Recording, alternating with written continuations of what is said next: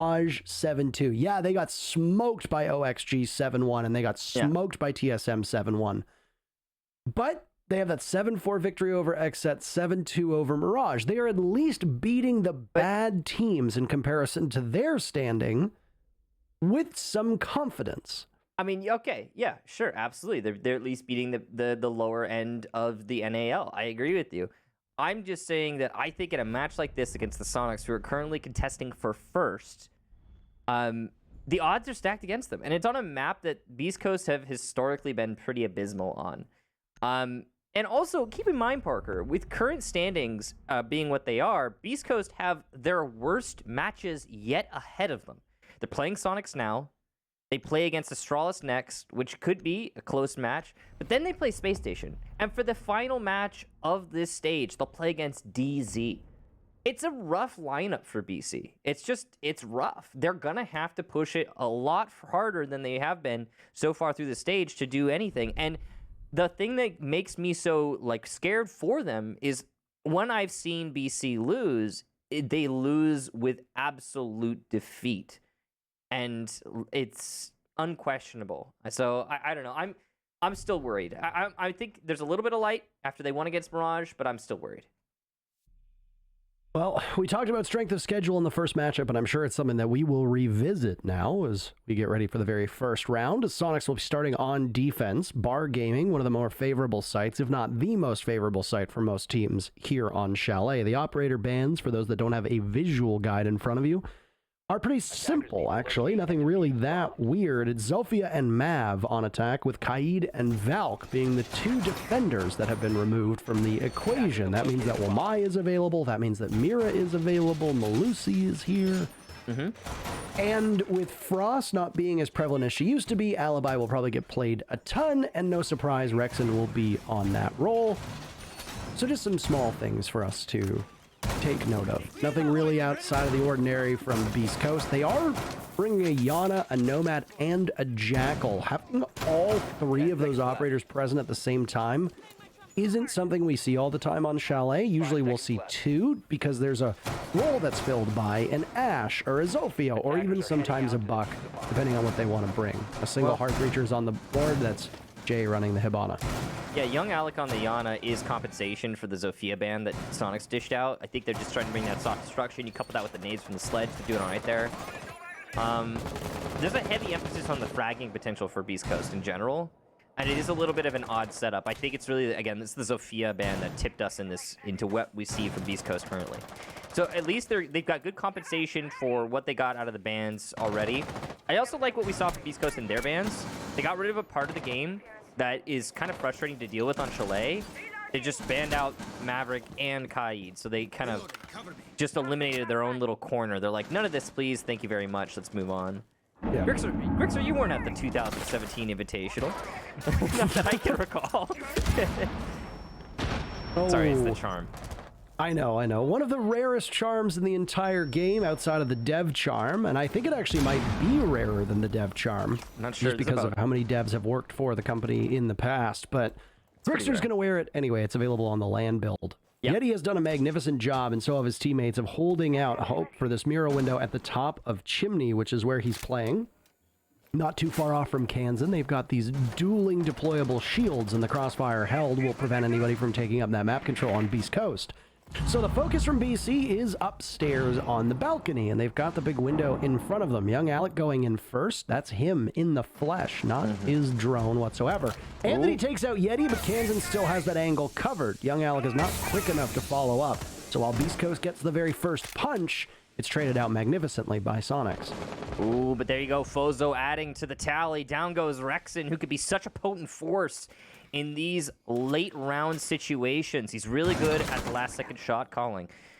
Now, with the man advantage now, Beast Coast also have the vertical control that they need, but the problem is they don't have the sledge. The lack of that soft destruction is going to limit their potential on this top-down scenario.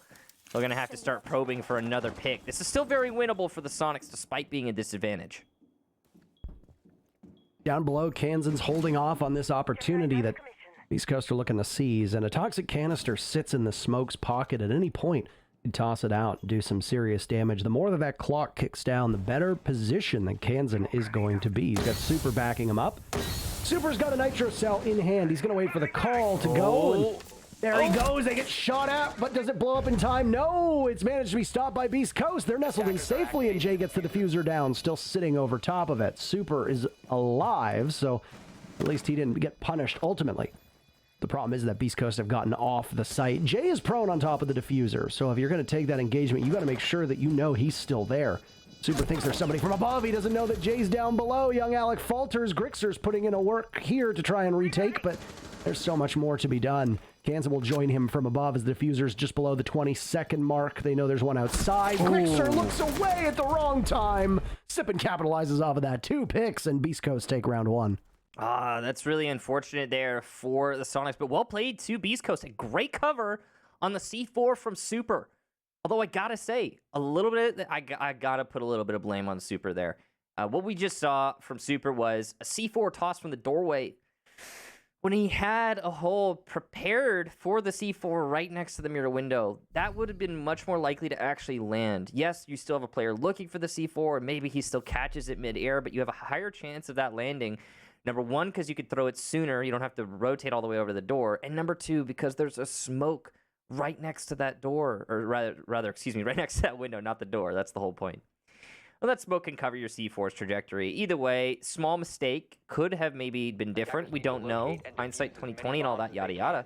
But because of that weakness on site, the Sonics had to be in a retake position after Beast Coast get that plant down. Again, well done to Beast Coast for seizing the opportunity, realizing it existed. But that does somewhat land at the feet of the Sonics. Not the start that they wanted, and they're going to go back to this upstairs hold that we had seen with that one mirror window with Yeti playing off of it. The lineup in terms of what is being brought is eerily similar, but some small changes. Kansan freed from the role of Smoke. He'll be playing on Wamai instead, and I think they're more worried about the potential for Beast Coast to get in and attempt a plant, as it's a bar gaming defense for the second round in a row. Sonics came relatively close, and I honestly believe Grixer could have had that pick onto Sippin from above if he hadn't looked away at quite literally the worst time possible. Yeah, it could have definitely gone very differently, Parker. I agree. It's unfortunate timing, but there it is. There's also some changes on the attacking lineup. We don't have a Sledge anymore. And we've got a Thatcher and a Twitch being brought. Both of them. It's an interesting little dual pick here from Beast Coast. They really want to deal with those mirror windows and electronics. Thatcher being in play is going to be a major difference maker here for Chalet. And I'm looking forward to seeing more of the hard breach come into play when we hit other bomb sites. This one we're on right now is the least hard breach heavy site in the entire map. The Twitch will be interesting to watch. We've actually seen Twitch a fair bit getting played on this map for people that have been watching an awful lot of Chalet, and we've actually seen a healthy amount of this map throughout the course of the NA League. It's been obviously played in the other regions as well. Oh, there's the Twitch. Twitch coming in huge. Look at that cheeky angle from Anthony. Yeah, that's that range extension from the Twitch drone coming in big. He put it on one of the pillars above. I don't know the angle he used to get it there, but that's some impressive stuff there from Anthony. And, of course, you have a pretty good gun as well at the same time. Yeah. So, Beast Coast down below working side by side. And they'll look to get back up to this main floor as Rexon holds the angle. Once again, Yeti had this position covered, but he relied on a teammate for a crossfire. It's there and present from the Sonics. No picks yet, and we're pretty deep into this round for it to be a full 5 versus 5. With only a minute 15 on the clock, neither of these teams have seen any real action. It's all been that utility play, picking away at the expected location of your enemy, and no hits so far. Well, there's flashes in to possibly catch any magnets, burn ADSs. Do they get the all clear? They do. There's still smokes in the hand of Anthony, so he's going to get somewhere, but Super joins the fight. He gets real aggressive and reads this play so perfectly, as does all of Sonics, leading to a very quick, flawless round. That one just started, and then it was over. Beast Coast get entrapped, and that's it for the round. The Sonics answer back. That went from a 5 versus 5 to a 5 versus 0 in about 10 seconds. Incredible. And that play from Super, that's what you like to see. He corrected his mistake, his lack of control on the window. His one job, hold that window. He failed it last round, and in that round just now, he managed to make it work. He even picked up a double piece. That aggression that you mentioned, Parker, perfect answer to the problem. So Beast Coast now, having lost their second bar attack, will have to go on to a different site. It's going to be kitchen dining for the Sonics. Now, as I mentioned earlier, hard breach on bar, not a major factor. Hard breach on this site, it's definitely a big consideration, especially by dining. Hard breach is something that we're obviously going to keep an eye on. The only hard breach that has been banned out is Maverick. Ace's pick rate is very, very far down at this point. And from what I know of Beast Coast, they tend to only run a single hard breacher. And you know what else I know about Beast Coast? Well, they've got a pretty nice skin in the game. The sales directly support Beast really Coast. You can check it out right now in the store, in-game. It's part of that R6 share program, one of the team skins. Sonics also have a variety of skins in-game. It was actually tweeted out that they should have had a skin with this wave, but they didn't end up getting one in. That should hopefully be addressed and resolved at some point in the future. But if you run the MP5, which is present on Rook, Doc, and on Malusi, then you are perfectly capable of adorning your gun with that skin, and it's a pretty nice one at that. Yeah, I definitely like... I honestly think that this phase of the share program has been... I think probably one of the best ones so far. We've got some really nice skins currently out there. If you check out the esports tab, not just for the Sonics or Beast Coast, so again, not Sonics just yet, but not just for either of these teams, but pretty much all of the teams that you see in the NAL, UL, most of them really, they have some pretty awesome skins out there, so you should definitely check them out. I would be perfectly inclined to agree here with you. Oh, no. Nice early pick from young Alec. Do keep in mind that this was the map where he started to make a name for himself. Is young Alec back online is the question that we need to ask. Yet he entered the day in the top 5 top-ranked players in all of the NA League, and so far he hasn't been the biggest focus for Sonics through these 3 rounds. He'll be riding the bench for the remainder. Grixer has pushed off his position from above now as he doesn't want to be the next one to join his teammate watching from afar. The Beast Coast have been able to hold on to this numbers advantage for quite a while now, but there's been no refrag from the Sonics. Oh, that was dangerous there from Grixer, but the awareness of the angle being held there from Beast Coast, that's pretty good. That's Sippin, I believe, on that long angle. He's trying to cut the rotate, but he's too far away to make it happen. Here's that hard breach we talked about, and the reason it's so relevant is now you've opened up above the site you want to clear, which means no vertical pressure from the defenders, and now you've opened up the site specifically that you want to entry in on. That's going to be difficult for the Sonics to deal with, but they're going to even out the man count before we hit the execute. So they still hold this angle, they still hold these positions, and they hold an even number at 4 apiece. Rexon not been shaken off of his spot. Super taking quite a beating down below. As you can see, some of his teammates above will look to hold off on this clock. But a grenade goes out, and that'll seal the deal. A second kill from young Alec. He looks to take out the deployable shield and walk forward, but it misses. Kansan takes out Jay. That's your hard breacher and diffuser down. Sippin has his teammates back, but a big 2-piece from Kansan, no more. Leaving Rexon to clutch out in a 1v2. Watching from above, he's just a little bit too slow and does some serious damage, but he needs to be very wary, and he repeaks, not understanding that Anthony is there. Beast Coast take their 3rd round in the seesaw of a match thus far, and they regain the lead. Huge round there from Anthony. Beast Coast putting up some important frags on control of the West lobby. That was the most major consideration there. Sippin also having a really important round. Just in general, though, it's the SAS attackers on Beast Coast who pulled the most weight. So the problem for the Sonics is that they have the vertical control, which is huge. They're not using it, though. They did open up the drop down, and that was great. Rexon also got a pick upstairs. Fantastic. But one of the most important parts of having your top floor control on that site is the ability to open up above West Lobby, which is exactly where Beast Coast came from. They entered in West Lobby, came up from the basement, came from the windows, and they had so much control because of it. That's how Sippin got his 2-piece on the entry. What you could do, though, is if you're above, you can open holes in your floor and West Lobby ceiling, and then suddenly that push is just not feasible for the attack. We didn't see that fully utilized by the Sonics. A glaring hole in their defense, and that was well exploited by Beast Coast. Well, I don't know exactly what we're gonna see moving forward. This Beast Coast team definitely looks rejuvenated, energized, so to speak. A big round from Sippin came out at the start. He's been as reliable as ever thus far, and the team ultimately is very cohesive. Getting those early picks and keeping the hot hands from the Sonic cool is going to be a big focus. If Beast Coast can keep that up, if they're not engaging needlessly or recklessly, and they use on attack those drones to great effect, and manage to isolate the players from Sonics who are most vulnerable, then you can keep some of the greatest strengths of the Sonics at bay and ultimately turn them into a weakness. Beast Coast now looking towards taking care of Library first things first, and they will have some scouting being done by both Jay and young Alec, who is in and off to the races. It's another crack on a different bomb site this time on defense for Sonics. They'll go downstairs to Kitchen. They had just attempted the bomb site that was very similar, or rather, sorry, the same bomb site this time again. We haven't seen that master bomb site from above, so even though they're going to be defending it from above like they would be defending master, they're going to need to hold on to that map control, and they held on to it in the dying moments of the previous round. Yeah, so it's second time's the charm so far for the Sonics on Chalet. We'll see if they can keep that up. They had to do bar twice.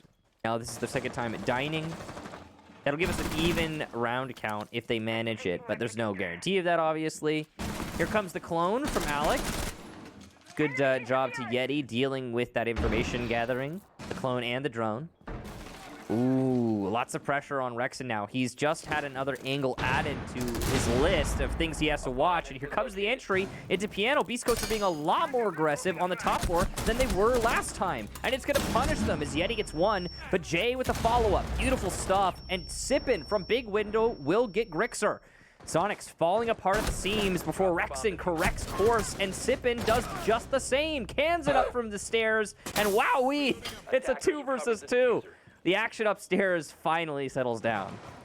Kansan with the most kills on his team is still alive, so that's a boon for Sonics just in terms of prowess.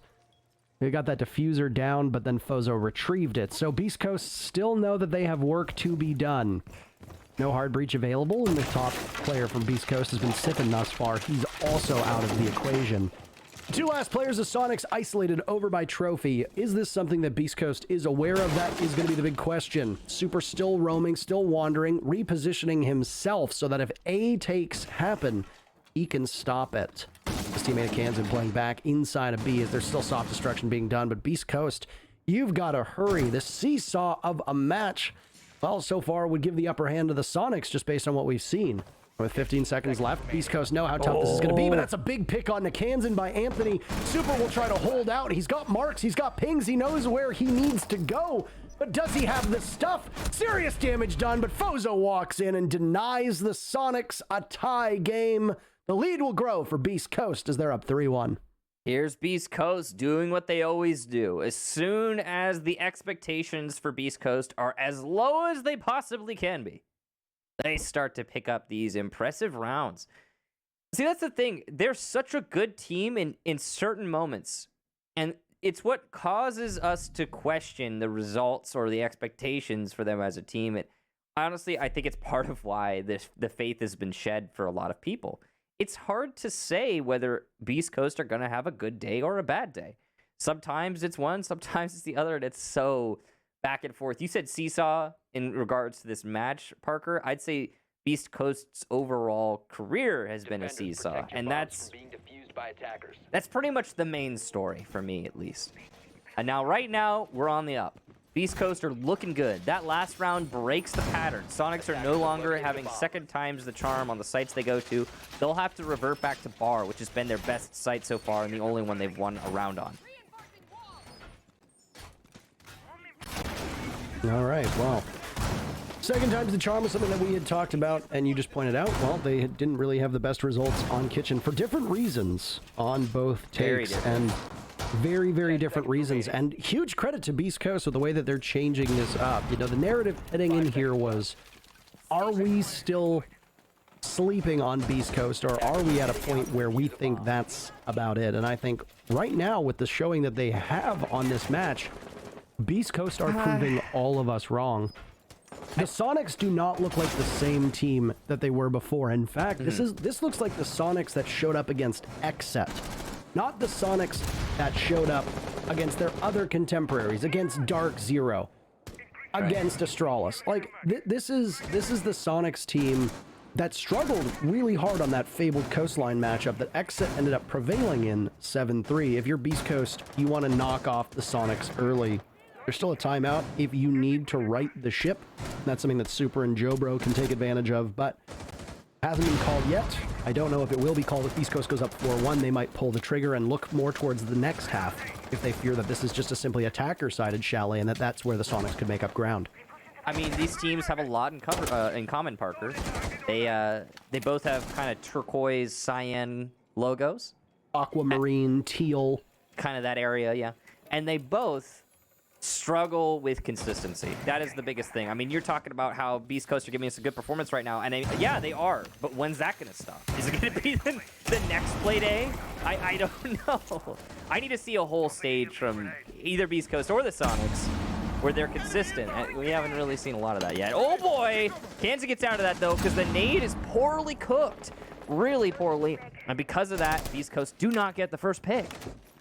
That could have been an easy kill on Kansan. He had no protection whatsoever on those library stairs, and he will remain there, by the way, as Yeti's going to be giving callouts that, hey, there's company up here. We might need you to help. So pitch in, Kansan. Get up there. But Yeti can take matters into his own hands.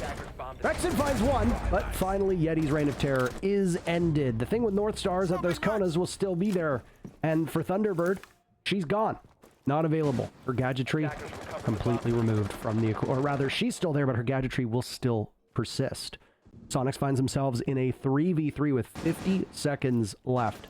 Kansan is still on these library stairs, but he's moved down towards the basement now. Just the mudroom right next to him. It looks like a silhouette of Sippin on drone. Trying to figure out the best place to attack this bar gaming site. They like to vault in the big window and go for that plant, but that option doesn't seem to be available, so Beast Coast will have to figure something out with 30 seconds left. Mirror window is the major problem here. Super has the C4. He's ready to use it. No smokes this time. Here comes the nade, and it's well cooked this time. Down goes Super, and that's the mirror window control lost. Look at this. Fozo's going to take up control in back bar storage. He's got a firm hold on the bar door. Kansan, though, will punish Sippin. Diffuser still in hand. Down goes Fozo, though, in the storage. Thanks to Grixer. He needs to find one more. He sees him, but it's Kansan to get the final kill. And the Sonics will take the round, stopping the bleeding. Remarkably poor coordination from Beast Coast there on that one. The retake coming in into a 2v3, and you are watching the wrong angle. You're watching the right angles at the wrong time. The first casualty that comes in at the hands of Sonics near the bomb site forces the sledge of Anthony off of that diffuser, leaving Fozo in back bar to watch towards the doorway that leads into the bar component. But they are not aligned at all. If Fozo had just held that angle instead of watching the diffuse of Anthony, that likely would have been a pick onto Grixer. At best, it would have been a 50-50 for either of them, and Grixer might have still come out on top. But it didn't necessarily mean that they were going to throw the round the way they did. And for Beast Coast, those are the types of missteps that you cannot be allowing to happen, because that was a round that up until the final 10 seconds was very firmly in my books in the Beast Coast category. But they didn't have information. You could see that when Anthony vaulted in, he was very worried about getting pushed from above. So he repositioned to an area where somebody in library couldn't see him, which was by the mirror window. Unfortunately, that was the worst spot to be in, given the way that the Sonics decided to retake the site. If he had planted in the default alcove underneath that hatch, he would have got away scot-free. Maybe spotted from the retake from Grixer from main lobby, but that once again is 50-50 because Fozo presumably would have been watching that angle. Really unfortunate luck for Beast Coast, as they seemed like they were some strategically sound heading into that round, and through the mid-round they were doing well, but ultimately they botched it at the end, and the Sonics took very easy advantage of the lack of coordination on BC's side. Wholeheartedly agree, Parker. And you know those plant spots that you were talking about, that's always such a hard conversation when it comes to bar, and it's why bar is considered one of the best sites on this map at a competitive level.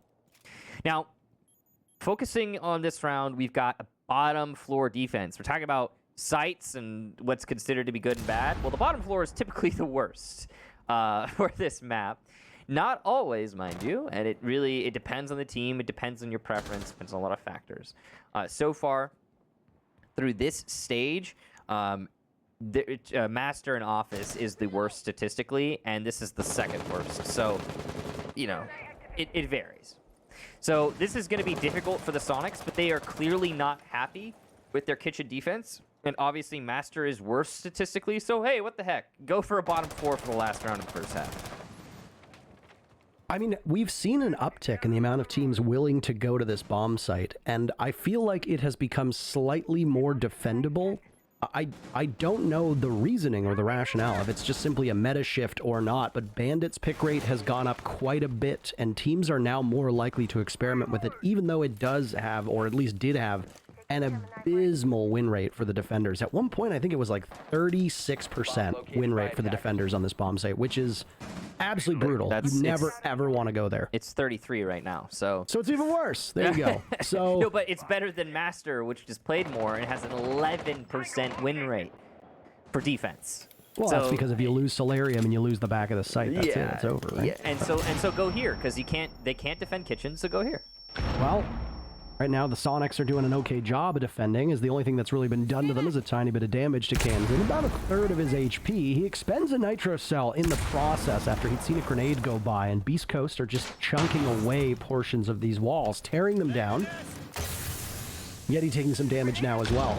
Beast Coast guns are finding their marks, but not successfully. Traded off as Yeti goes first, but Grixer has a refrag onto Anthony. That's technically an opening pick for Beast Coast, but it amounts to absolutely nothing as both teams go back to a 4v4. 30 seconds remain. Sonics still have bodies up top as well. Young Alex sustaining some damage, sipping on the hunt, looking for Rexon. I don't know if he can hear his footprints on the library stairs, but he might be keen to get into the bomb site. As Beast Coast still are the ones on attack. They still have to do what needs to be done, and Jay walks in blind. Rexon's there. Crossbody karate. Down he goes. Another opportunity, and it's a big double for Rexon. Sippin's down as well, and Fozo's the last hope. He's going to walk right up and super with the shotgun out. Picks up an impactful kill. Maybe impactful, it was a 1v4. It's impactful because you win the round off of it. And not just win the round, but you tie the first half. Just like in our very first game, these 6 rounds amount to nothing. We are back to a tie game as both teams sit at 3 apiece, with Beast Coast now going on to defense and the Sonics heading into attack. Okay, a couple things to dissect there. First of all, clearly Beast Coast were not ready for a bottom floor defense. They were not prepared. They seemed to struggle with the decision making on their execution. But the most important thing, why is your diffuse planter going to rotate out through the door when you haven't even cleared... First of all, you haven't cleared the shield on Pillar. Super is still there. So he's got line of sight on that guy pushing in from the door. Second of all, you've got no control over blue door. None. That's not a safe push. Rexon punishes that. Well done to Rexon. He even gets a second off of it. There's layers to the questionable decision-making we just saw from Beast Coast on the execution. And see, that's what it all comes back to, Parker. We see moments of brilliance where they clearly and directly counter their opponents, like we did for 3 of those rounds. Well, two of their 3 wins, I would say, were very, very well coordinated. And then we see rounds like that where there's just not enough preparedness for a bottom floor defense, the potential of it. And then when you do know it's there, the execute comes out, but it's poorly coordinated.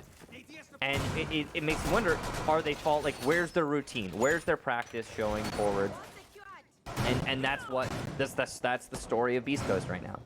It's that back and forth, you know, we've been using the seesaw as an analogy for multiple different things so far through this match, but when is that going to stop? When are we going to see Beast Coast put their foot on the gas and just stay there? And honestly, the same thing applies to Sonics. And yeah, I mean, we've been seeing that back and forth represented for both teams through this match. Well, this could be a repeat of the match we just watched for those of you that didn't tune in, and I'm sorry if you're going to watch this one on a VOD and you haven't watched it live, but spoilers inbound.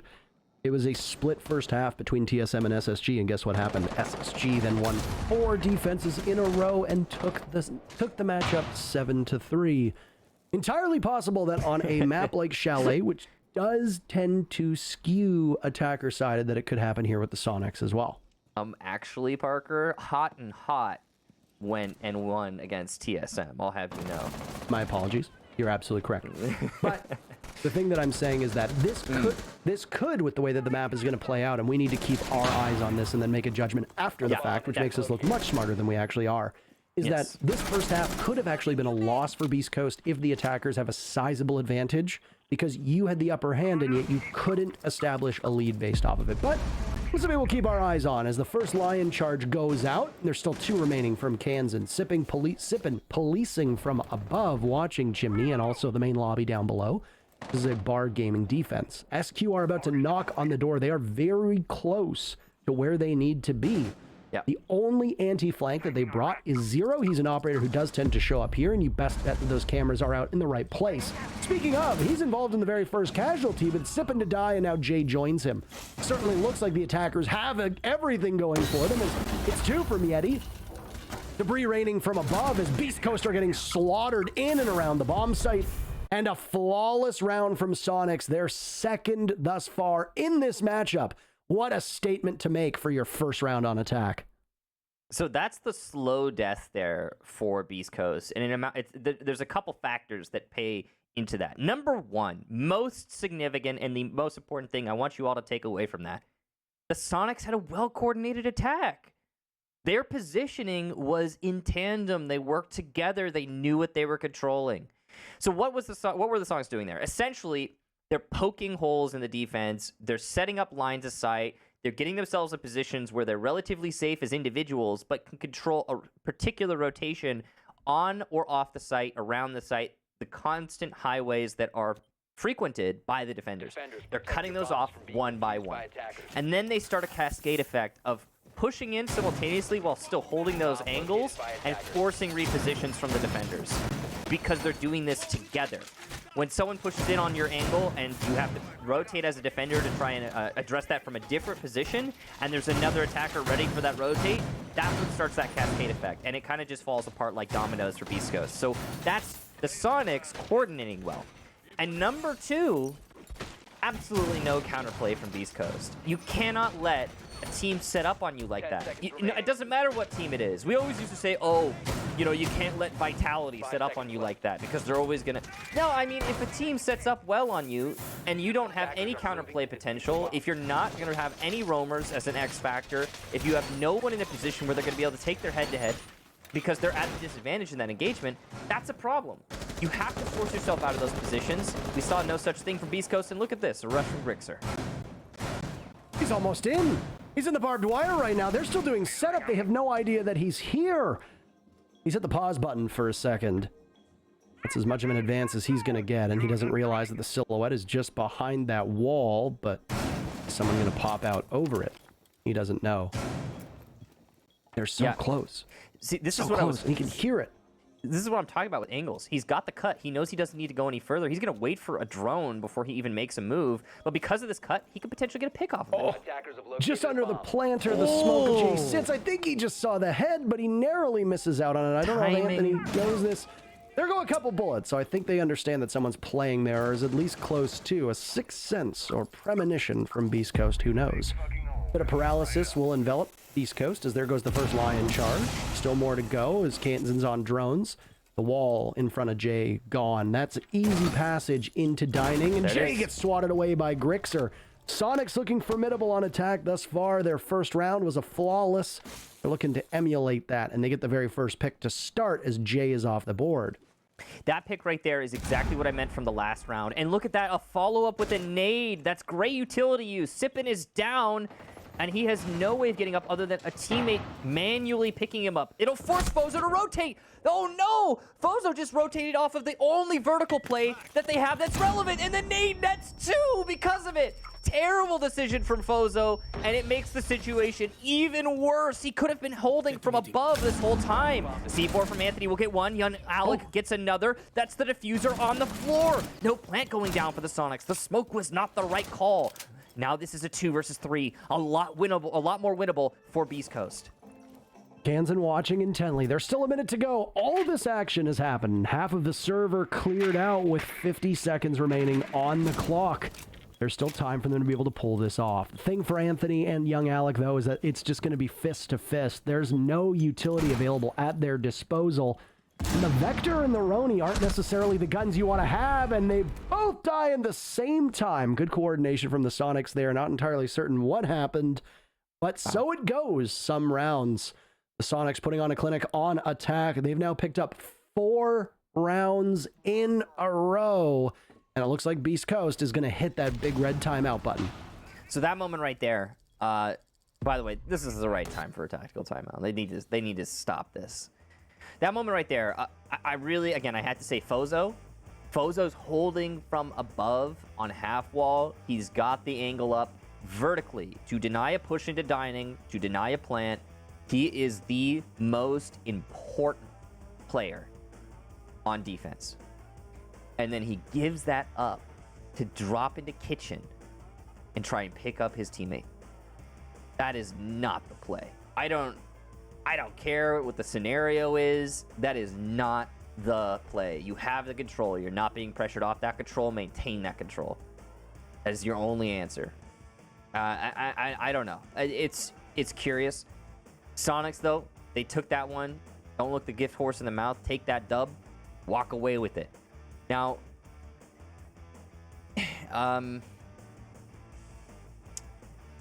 I want to talk a little bit about also those angles that were being cut.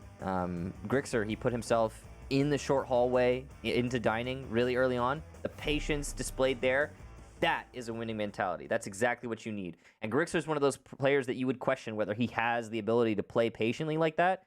There you go. You have your answer. Getting that entry on the smoke caused that round to be a lot easier. Imagine smoke's up and you're trying to make a dining push happen. He's got his gas canisters. Way more difficult. Not the case. Well done, Grixer. Well done to Sonics making that call to insert him there. It's exactly what you need.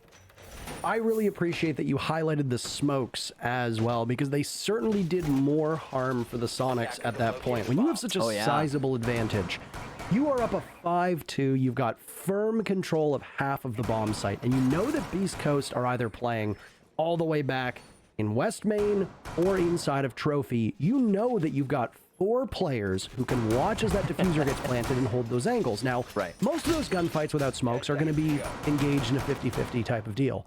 So it's possible you still lose both of them. But the smokes allowed Beast Coast to reposition aggressively and take engagements, because the Sonics, who have so far been the superior team on the scoreboard, did not see where Beast Coast was coming from. And that advance by Beast Coast was very well read, and a major tip of the hat to them for that.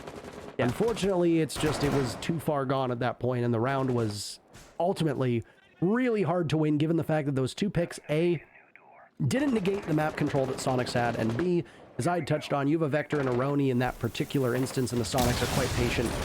They're just going to wait you out and push you at the same time, so that those low magazine weapons, even though they have high rate of fire, aren't going to be your best friend on defense. Snowmobile opened up, and the Sonics applying pressure downstairs. That's going to make the consideration for Beast Coast spread a little bit more thin. So they have to think about the potential of a vertical play from below. Jay and Sippin, the 2 players tasked with holding on to Library. Difficult job. And here comes the Flores drone. Lots of damage done there to Jay. He's going to be put down to about 80-90. That's not ideal. If another Flores drone can make it in, I mean, that circumvents all your ADSs. It circumvents your magnets. It doesn't matter how many you bring. Flores drone goes direct to the source. And it could cause more problems for Jay, but he's so far doing a pretty good job of holding onto this position. Here comes attempt number 2 from Yeti. He goes up high, but he fails, and he's going to go in short, and it works. He'll force Jay out of the position and down into billiards. Because the position Jay was in, he can't really lose too much, and he probably wouldn't have died to the drone ultimately, though he absorbs more damage later on, and there goes Sippin. Rexon just walks right in. Grixer falls to young Alec, and they're going to need a big performance. Sippin still leading the team, but he's gone a bit quiet. Jay taken out by Yeti. Anthony traded off. The Sonics are so lethal right now. They are bullying Beast Coast, and it sure seems like this was an attacker-sided affair. Ozo will do his damnedest, but this might be a hopeless endeavor. An impossible task with the position that he's in. He's doling out tons of damage, and Kansan and Yeti had some serious damage being done, but Yeti will be the one to secure that. There were so many people from Sonics involved in that. It was ultimately a total and utter mess. Sonics indomitable so far, as talked about. They have 2 wins already on this map in this split, and it looks like it will continue as stage 3. This is very firmly their home. Astralis and Dark Zero both put away by Soniqs. It sure looks like Beast Coast is going to join them. Yeah, that was a nice attempt there from Fozo. I got to say, he almost made that happen. I feel like if he had a 30-round magazine, he actually might have been able to work something in there. Fozo did have a lot of open targets and a lot of opportunities, and he was landing his shots, especially on Rexen in the main lobby. Very impressive shot. But at that point, as we like to say, it was too far gone. It's certainly too far gone. And again, I got to lay that at the feet of the Soniqs. Their coordination is stellar, especially on their bar execution. And they're using a lot of pressure points that, while not uncommon, are difficult to deal with as a defender, difficult to plan for. For example, the push into main lobby from Rexen. He's holding the right angles. He knows what he's doing. He's landing his shots. It's hard to counter that. I know it seems like it would be easy, right? Oh, it's a guy coming in from the front door. Obviously, I could just prepare for that. But because of the nature of the main lobby and the openness of it, there's so many different places that player can be. Unless you have hard information, it's a difficult challenge, and you're not going to beat Rexen in that fight. I'm sorry, you're just not. So, with the Soniqs having their pressure points dialed in on bar, they're going to force Beast Coast to go to, statistically, the worst bomb site on this map by a country mile, having a whopping 11% defense success rate, and that's from a decent pool of rounds. This site is just not good. It's just not good for this stage. Let's see if Beast Coast can correct that.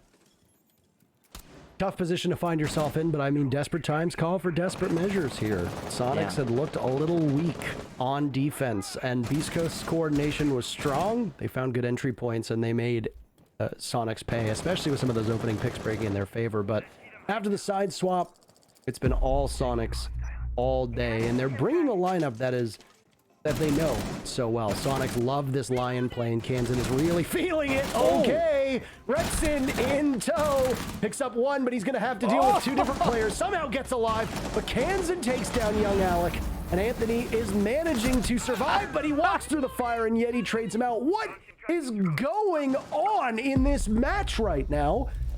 We are a minute into the round, and it's all Fozo and Jay against every single player from Soniqs. Well, I'll tell you what's going on here, Parker. The coordination for the Soniqs on their attacks is excellent, and Beast Coast are not ready for it. What a pick-apart of the library roam. Beast Coast heavily invested. They knew that they wanted to make it difficult, and the Soniqs were ready. Here comes the final cleanup. Grixer with the nade onto Jay. Fozo's peeking for nothing. It's another flawless round for the Soniqs, and they will take this half. They will take this map, and GG's roll out in the chat. Well, there was some doubt at the start. Beast Coast looked like they were on even footing with Soniqs, whether it was because Soniqs were playing a bit worse or because of the fact that Beast Coast were simply upping their game from what we've seen of them thus far. But then the Soniqs remembered why Chalet was their go-to. 3 of their players breaking double digits. Kansan on the precipice of doing that, but will not accomplish